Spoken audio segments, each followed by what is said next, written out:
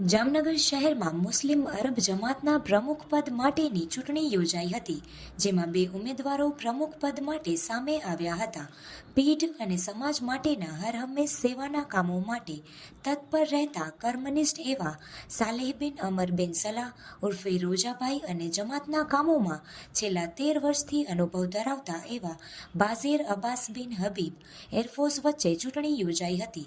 આ ચૂંટણી તારીખ 2/2/25ના રોજ રવિવારે બપોરે 4 વાગ્યાથી રાત્રે 8 વાગ્યા સુધી શહેરના કાલાવડ નાકા બહાર વિસ્તારમાં આવેલા અરબ જમાતખાના હોલમાં ઇલેક્શન યોજાયો હતો અને ચૂંટણી દરમિયાન ચુસ્ત પોલીસ બંદોબસ્ત ગોઠવવામાં આવ્યો હતો, જેમાં કુલ 516 મતોથી 422 મત પડ્યા હતા, જેમાં રોજાભાઈ સલાહને 314 મત હતા અને પ્રતિસ્પર્ધી ઉમેદવાર અબ્બાસભાઈ બાચેરને 102 મત છે અને જ્યારે માત્ર 6 મત રદ કરાવવામાં આવેલા હતા.